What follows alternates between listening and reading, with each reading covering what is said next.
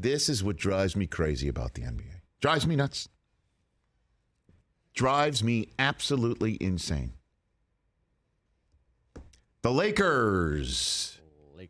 Coming off of a road trip, 4 games. Let me get this correct. Let me get this exactly right. The Lakers played last night, coming off of a 4-game, 8-day road trip. Included an unplanned night in Minneapolis due to a snowstorm. And then last night, that game came on the heels of a Tuesday night game, an overtime contest in Utah. Then they have to fly home, rest up, and play another basketball game. And then they lose. Not an excuse. Not an excuse. Schedule's not an excuse. But it's definitely a topic of conversation, as LeBron mentioned after the game. I mean, it was tough. It's one of the toughest games we've had this year. Just coming off the road trip, and even though this was a road game, coming off the road trip and getting back, late last night, but after an overtime game, and it was a tough game for us. Obviously, we started off in the first half, not so playing Laker basketball. We had some good spurts, but not enough. So this is one of those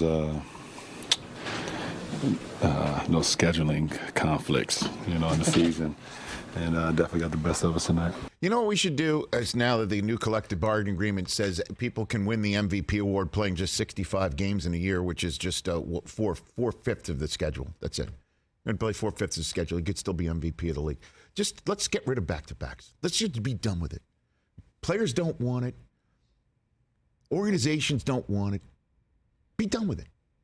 Can we just be done with it so I don't have to hear these conversations anymore? Oh, by the way, Kawhi last night played an entire second half, every minute. Last time that happened was when Kawhi was on the Spurs going against LeBron with the Heat in a Game 7 of the finals that LeBron was the MVP of, and Kawhi had his little coming out party as a Spur. Like, oh, he's generationally brilliant, this kid from San Diego State who doesn't say a word. Oh, my goodness, he played every minute last night in the second half. That is an unbelievable story.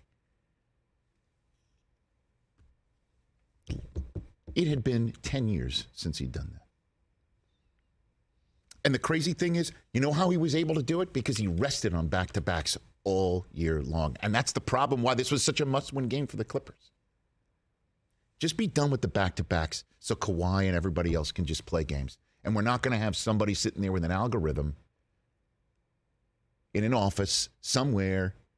I figure like that's that midnight run line. He's got coffee breath, bat and BO sitting there, sitting there listening into our conversation. They're sitting there coming up with an algorithm and saying, hey, coach, these are the days your player is not going to play 4 months from now because he had a knee injury 18 months ago.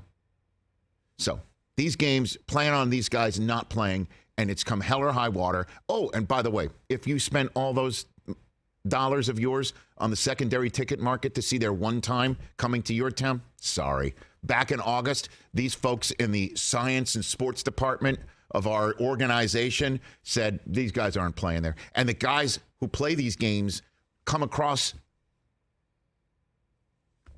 like crybabies. Not an excuse. Darvin Ham said after the game, what did he say?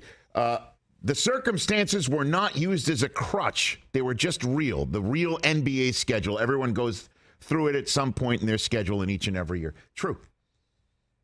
Long season. I'm not the one out there, to use the airplane phrase, dragging Bob Lanier up and down the court. I'm not the one doing that. I might be the dad in the back sending the kid up to the cockpit to complain about it. Yeah. You see what I'm saying? And I'll go there. You think would Jordan ever do that? Did Jordan ever do that? He didn't. He didn't ever do it. Different times. Michael Jordan is what they call an anomaly. I get it. Would Bird do it? Let's go. Let's just go. I know I'm like that get off my lawn. My generation would never say that. I'm literally being that guy right now, and I'm involving the greatest player, the greatest scorer, the greatest of his generation. Come on. Bird had some injuries at the end of his career, so not a fair example, but Michael Jordan definitely didn't do it. big game, and it's just like, yeah. I mean, if we weren't in Utah last night playing an overtime game, getting in middle of the morning, got some rest, then I have to go play a huge basketball game.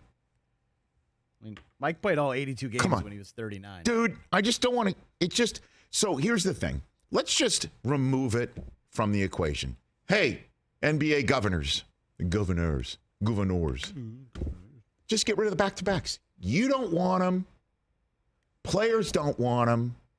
And the fans don't want to show up to a stadium or an arena. I used an old phrase, Chicago Stadium. They don't want to show up to a barn and don't see the GOAT because somebody in September said that game in January ain't happening. And, oh, heaven forbid, somebody has a sniffle. That's the way Cavs fans this year didn't see Curry, didn't see Luka, didn't see Kawhi in their one time through because it happened on a back-to-back, front end, back end. Just be done with it. I don't need to hear these conversations coming off of a big game. And they don't want to have them either. So the Clippers put themselves in this position because George and Kawhi sat so many damn times on back-to-backs all year long. And now, push comes to shove. You need it. Kawhi plays every minute in the second half for the first time in a decade, right before the playoffs start. So that's the way we're working it? That's the way we're load managing? I know I'm looking at you. Lost, I know I'm looking at you. It's not. No, I know. It's just this weird. It's just so weird to me. 844-204-RICH, number to dial. I'll never give up this, Ghost. Just give up the back-to-backs. Just do it.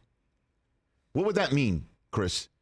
That mean you have to start the season in like late September, like early October? Because they're going to have the tournament too. Like what? Like will a mid-season tournament remove all this, or will we hear? Well, I mean, I'm playing this. We played the whole tournament. Those games count though, so they're not playing extra games. Those mid-season tournaments. But I guess if you're putting them together, does it compress it to the point where, you know, there won't be back-to-backs at any point? Just remove it. We just need to take the season down to 75 games. Well, that'll never happen. That's revenue. Catch the Rich Eisen Show every single day on the Roku channel, 12 to 3 Eastern, for free.